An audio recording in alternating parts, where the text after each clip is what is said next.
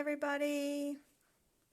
It's Riikka Kovasin here with a, layout for the International Scrapbooking Day. So, happy International Scrapbooking Day, everybody! This is the first Facebook Live of the day. There's going to be several more, and I think the total count is 9 over the weekend, so stay tuned. There's going to be a lot of fun things happening. So I'm going to make this layout or remake it, whereas it's actually a remake of its own.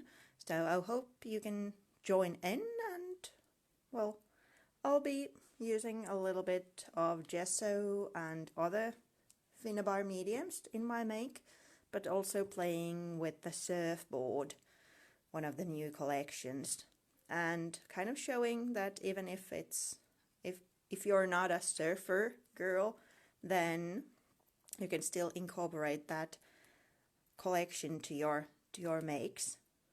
So I'm hoping that you are seeing and hearing me okay. And if not, please say so I will have time to work things out. There's some people watching, but I can't see any comments. Is it my setting or...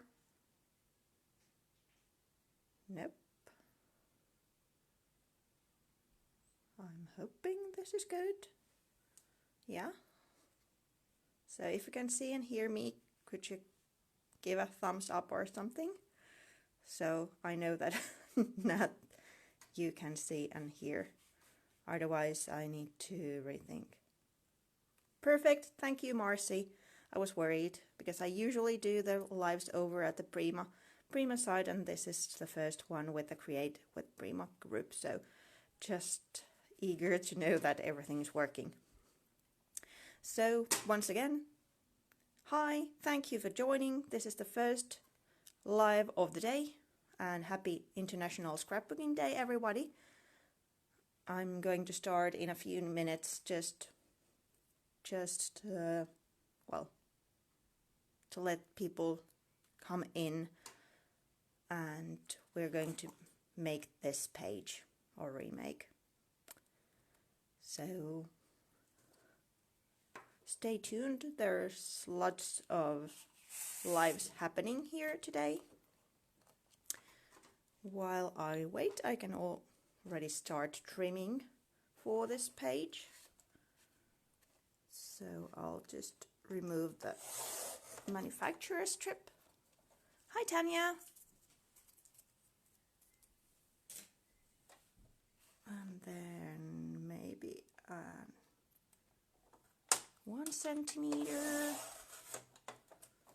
and then another.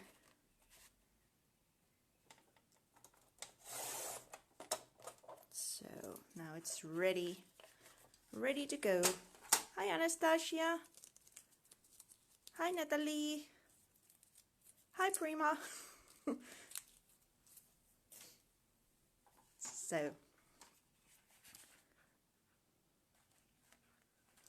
yeah, where's everybody from? I'm from Finland.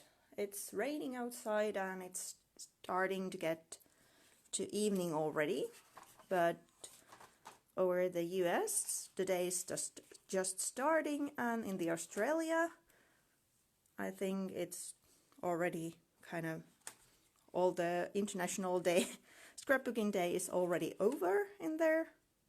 Hi, Maisi.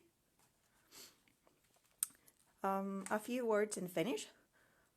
Eli siis jos ja kun on suomalaisia, niin pystyy laittamaan kommenttia myös suomeksi. Vastailen sitten tämän jälkeen, jos on jotakin. Ja niin, tervetuloa. Kiitoksia. So, yes, let's get started. A few words about the layout itself. We are having past to present feature in the Prima blog, and I took a picture of a project I did when I was applying to the Prima team about 5 years ago, and actually thought that it would be a fun thing to remake that layout, which I used as my, well, as my application, or one of the projects I made for my application.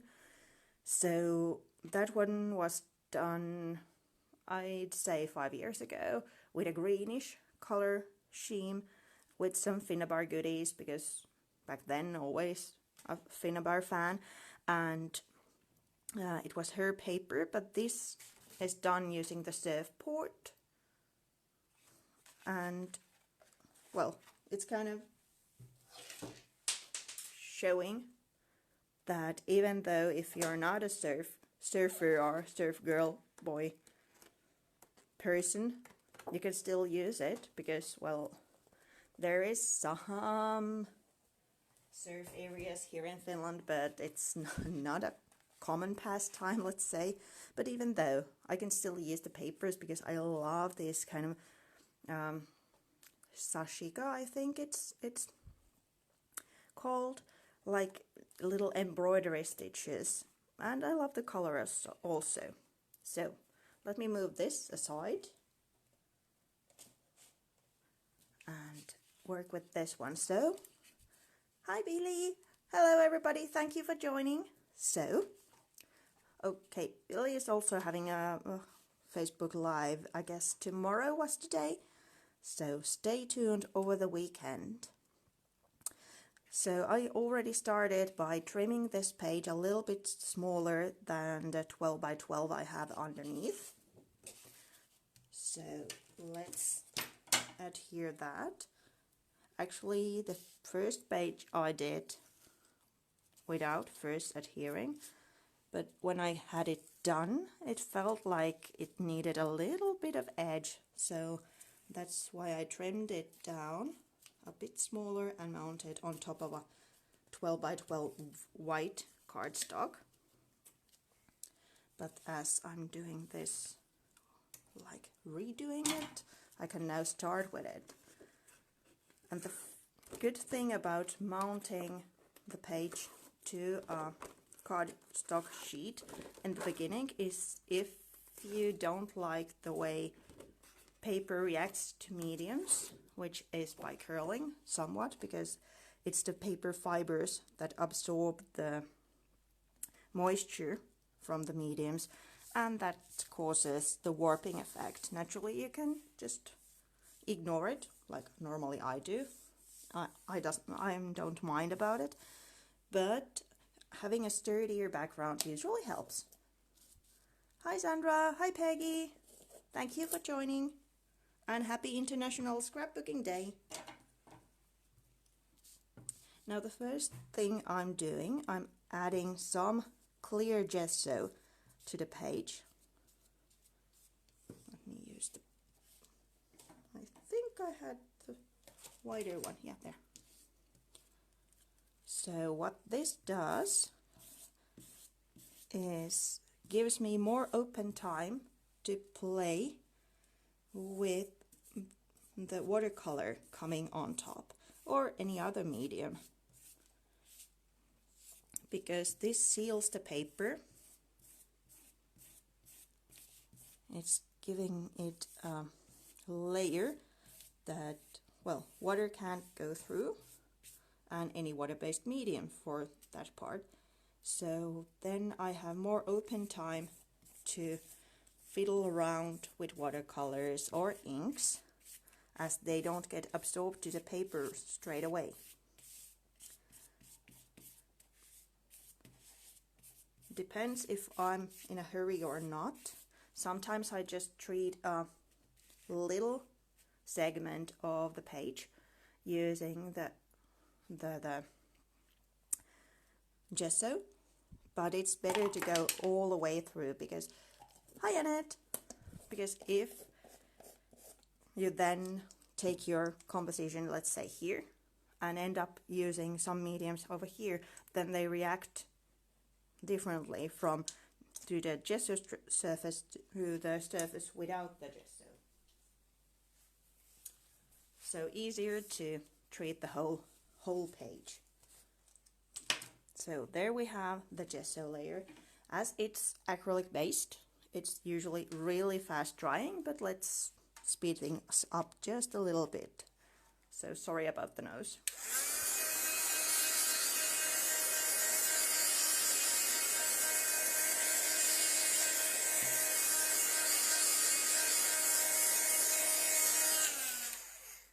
Yep. Here we go.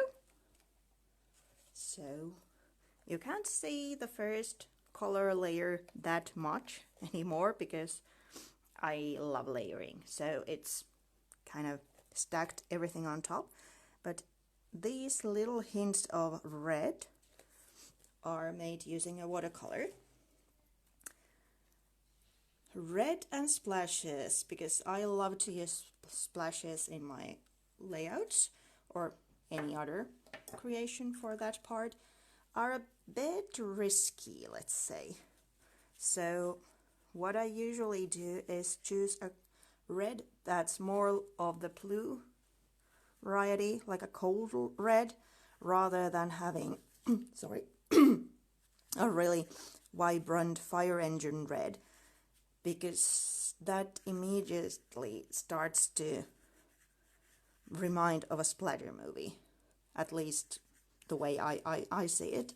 So if you want to avoid that kind of idea, because usually you're not doing a splatter movie layout, then choose a little bit more purpley, like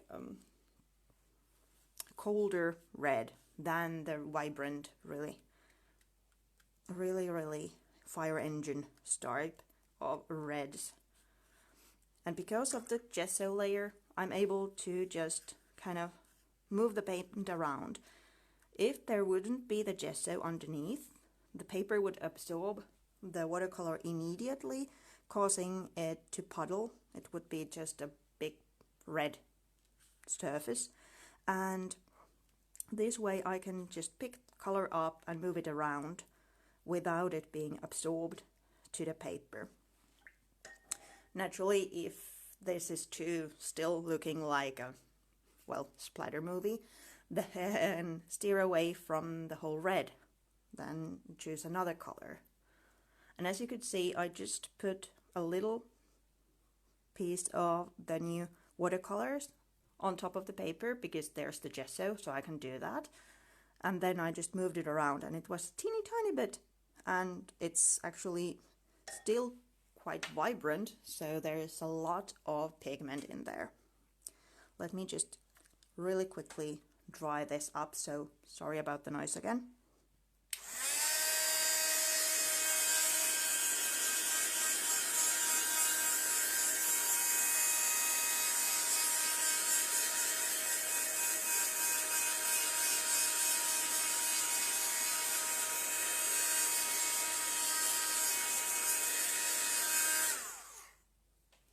Here we go. Hey Elina! Hi Reedy! So I'll just wipe the excess off for now, so you don't have to listen to that heat gun. Hey Satu! Again, if you have any questions, just post them here. We have Natalie, sorry, I didn't say your name right, here helping. So if you have any questions, just post them. And if you want to do that in Finnish, eli siis jos on kysymyksiä, niin ei muuta kuin klikati vaan ne tohon, niin mä käyn sitten läpi tämän jälkeen. Yritän toki pitää silmällä nytkin. So, we have the first two layers, gesso and then watercolor, quite basic. Then there's a couple of stenciled layers. Let me show this one for you. There's flat ones and then raised ones. I start with the flat ones just because of the timing. So it's easier to do the flat ones first and then the raised layers, because then this can dry for a while when I'm doing the composition with the papers on top. So let's start by adding some ink through a stencil. And I had, yeah, there. this is called Carrot, this tone. And the stencil is one of new ones from Finnaber line. This is Dandelions. As you can see, it's already been in good use, so it's one of my favorites. And I'm just using a inking tool to add the ink through the stencil. It's not a kind of huge effect, but you can still there that there's something happening.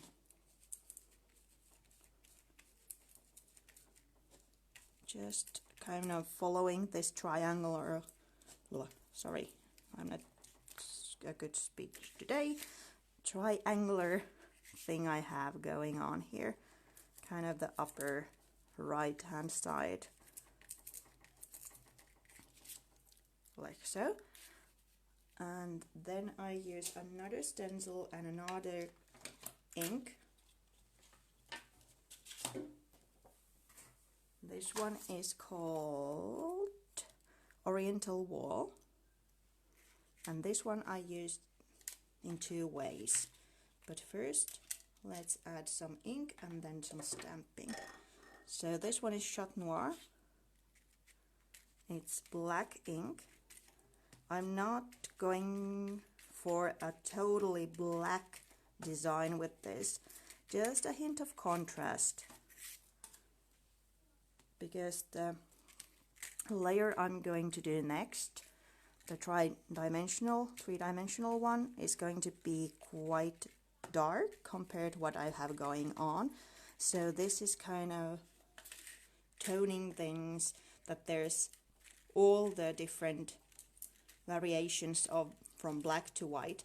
There's white on the background, there's going to be black in the photo, and the dark tones of the icing paste, and then there needs to be something grayish to get all the variations, so it doesn't, it's not a too harsh of a contrast. Then some random stamping with the same ink. I love to use these script styled stamps, as they are, well, they go to every page and every creation. Really handy. Like so. Several layers already in there. I'm kind of transforming the paper to my own in a way, because I'm adding different elements to it. Then, before the dimensional layer, one of my, well, I'm not sure, somebody said that it is the stapled twine, a signature thing. I would say maybe this would be, but I'm not sure. I just find it really relaxing and handy. So I'm using a regular pencil and just drawing a couple of swirls around the area I'm concentrating everything, where my composition is going to be, and kind of leading the eye in to the page, or actually the photo. So don't draw it, just go around it. It's kind of a loose thing that guides the eye in and also gives it kind of softness, I suppose the word would be. And then the dimensional layer. So using the same stencil but with this one. So this is icing paste and the color is Fire Ruby. So as you can see, it's darker than the tones I have in the page already. Kind of the similar and the crimson watercolor I used, but such a like darker tone of it. I'm just using a silicone brush to apply the paste. The less you work on a certain area, the crisper the image is going to be. And as you can see, my paper has warped some, so it's a bit dimensional paper, so it's probably not going to be that crisp, but this is kind of a texture anyway to the page, not just blobs of paint, but it doesn't matter if it's not totally crisp and neat. I'm not a neat scrapbooker. So here we go. Again, I'm kind of concentrating to the same area. I'm a bit thick-headed in that way. Let me just put that one in water and actually have, well, what's the word? Well, a bowl of water underneath my table, and I put the stencil in there because I can't wash it right away. Or, well, I don't want to wash it right away because then you would be staring at the empty screen for a while. Hey, Mari! So now we have kind of all the background layers done. And now we need to move forward to the central point. So let me move this aside just for a while so I don't ruin the pattern. Let's use a photo. And then I need those papers coming around.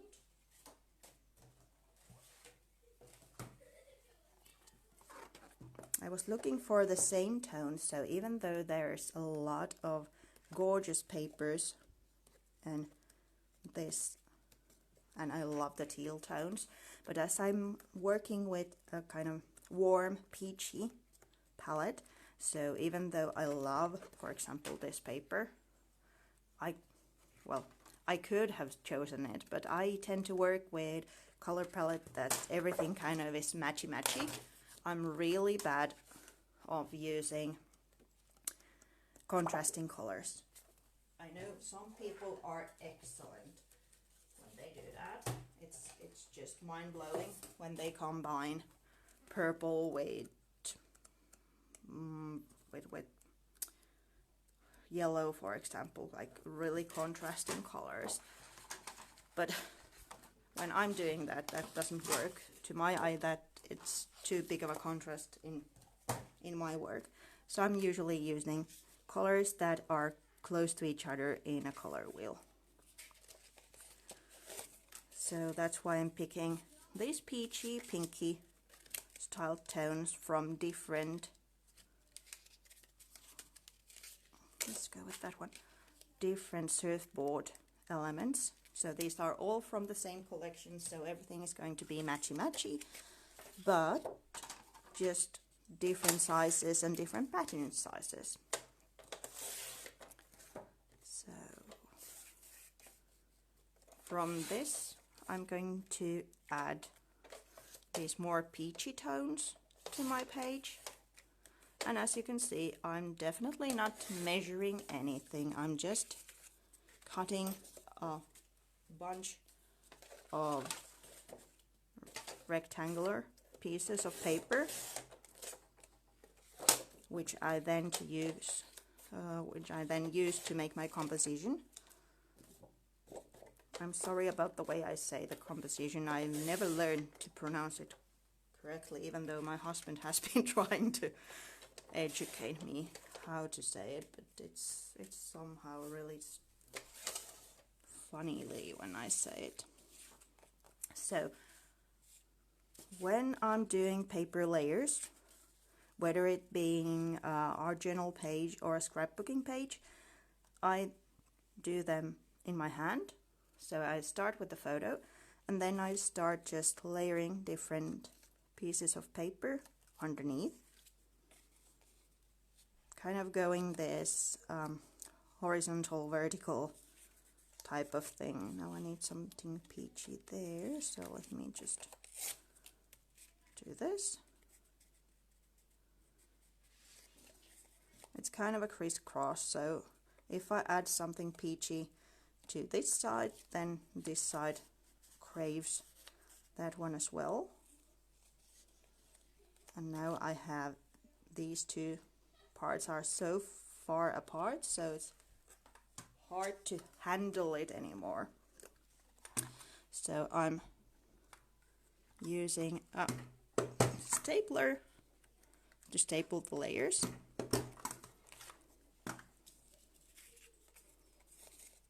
And then continuing, as I kind of have the size of the photo in the first piece, I then may remove the actual photo from the equation, like so, and work just with the different pattern papers.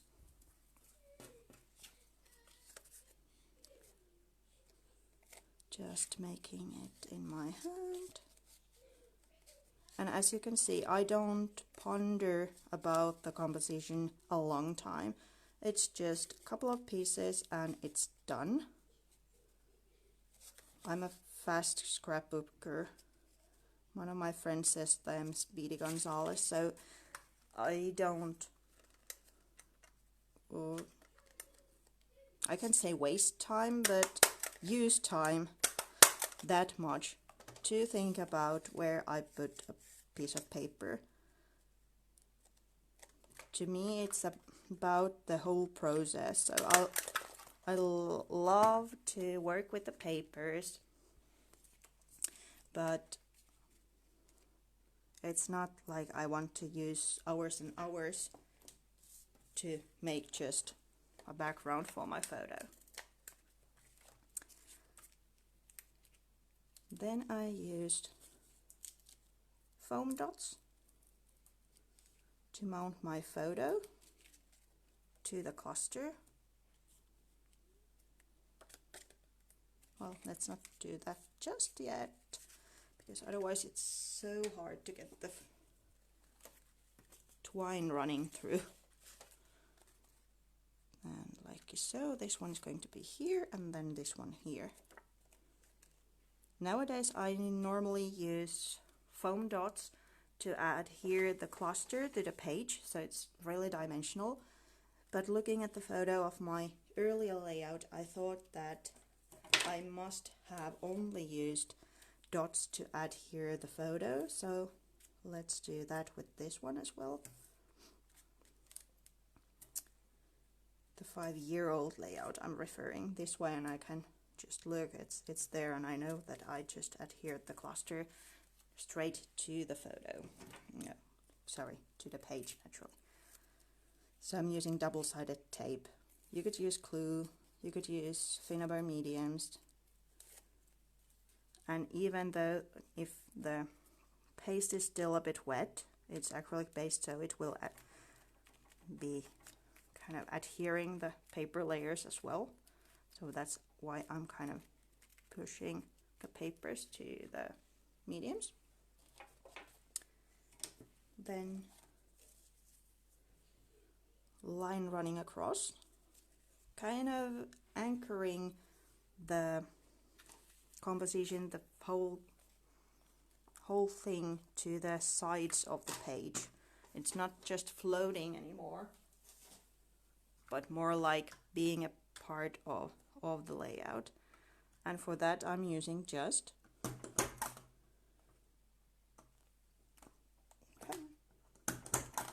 a stapler, a really handy tool. I actually got this stapler that's magnetic, so you could staple anywhere on your page, even just center of a 12 by 12, because naturally this one doesn't have the well, it doesn't go that far, but I still end up using this one. It's something I've been using so long, so I get accustomed to work around the limitations of the regular stapler. Now we can add the photo. Naturally, you can do it so that you adhere the photo first and then decide to add the twine. I've done that several times, but then threading the twine through the photo might or underneath the photo might be an issue. Sometimes it is, sometimes it's really easy. So that's why if I can, I'm doing it this way. Then it's almost done. As you can see, here's the original one. There's just the finishing touches. And this is something that I had in the first page, so I added here as well. It's also kind of creating a vertical line against to the horizontal, that's the word, one that I already have going on. Let me see if I have the right letters. Well, it can be just a design element, so let me grab a couple of O's. Do I have any more than just one? Doesn't have to be XOXO. This is going to be more like a binary code. There we go.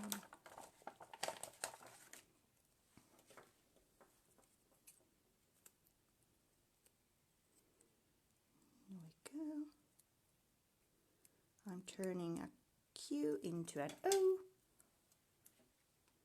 Thank you.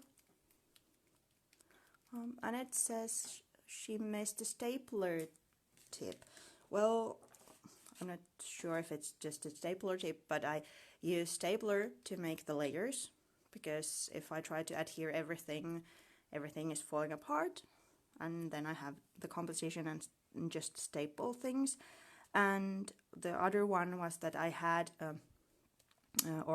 still have, magnetic stapler that you could use to staple to the center of a 12 by 12 if you would like to.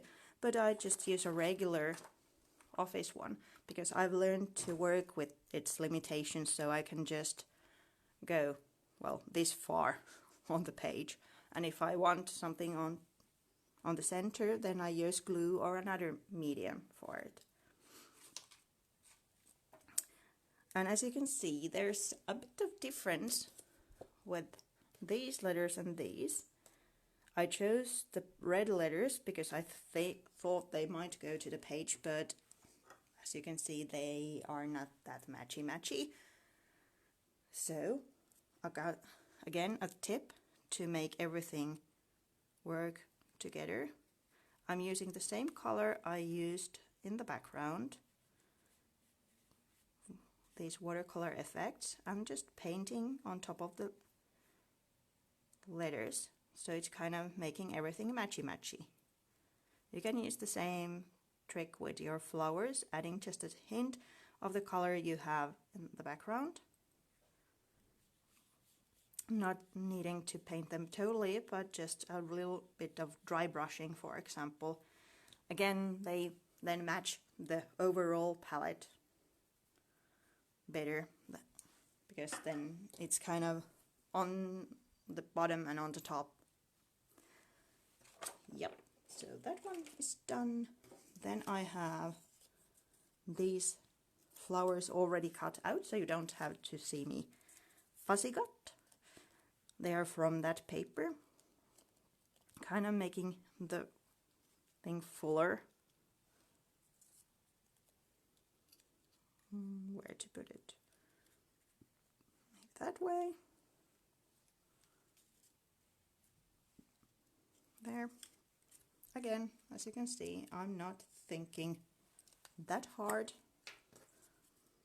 To me, it's kind of letting the project guide me in a way.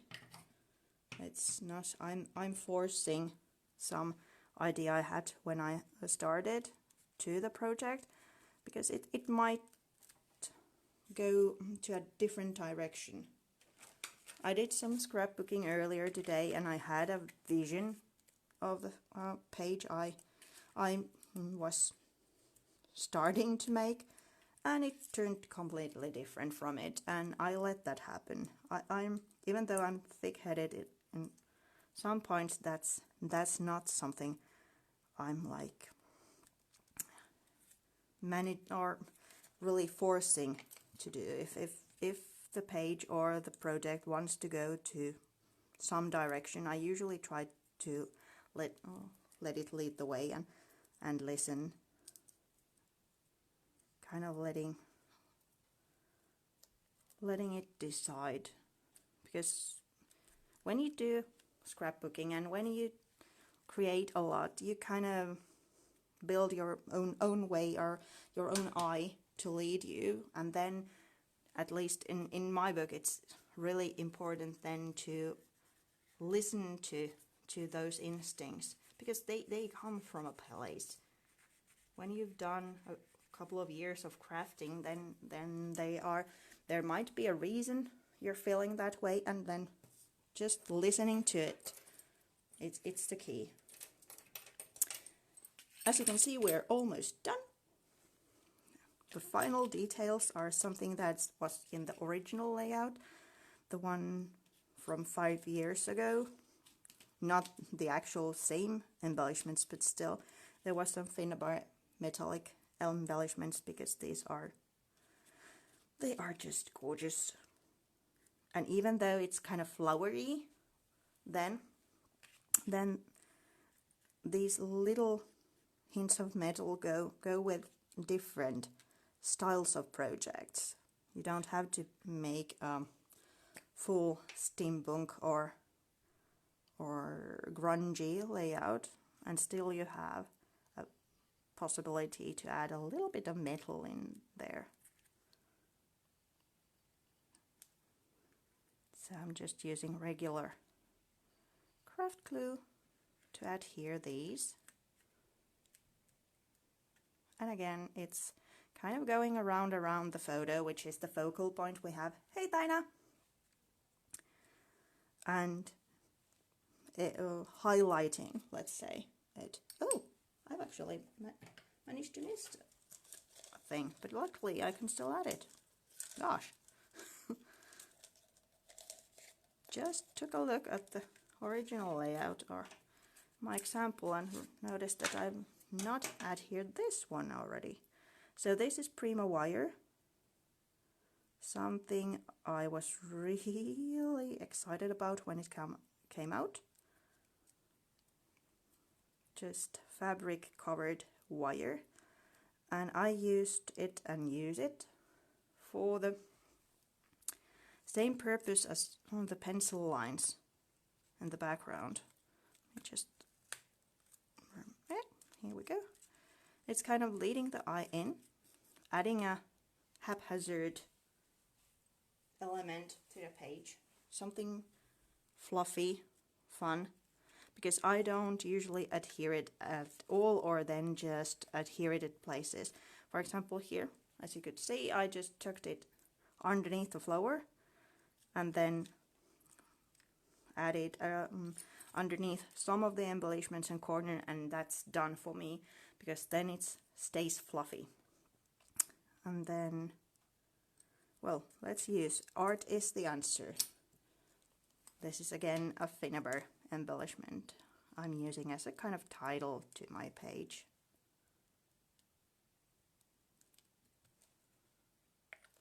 Here we go. And it's done. If you like to add journaling, because, well, scrapbooking is about the memories and documenting. So if you want to add the journaling to the front of the page, that's perfect. And I encourage you to use your own handwriting, because that's uniquely you. But if you're like me and you are sharing the pages, and probably then you don't want everything to be up front and everybody to be able to read it, use the backside. Or then there's a new video by me in the Prima channel, and there's a kind of tip how to add your journaling to the back of the page, but still it being a part of the, well, composition in the front. But as I said earlier, there's going to be a lot of live shows today. Thank you so much for joining. I know it's an early hour for the US people, so thank you so much. Ja kiitoksia kaikille suomenkielisille, jotka tuli. Kiitos, kiitos, kiitos. If you have any questions, whoopsie daisy, then just type them in or tag me or whatever. thank you so much and happy International Scrapbooking Day, everyone. See you around. Kiitos. Thank you. Bye bye.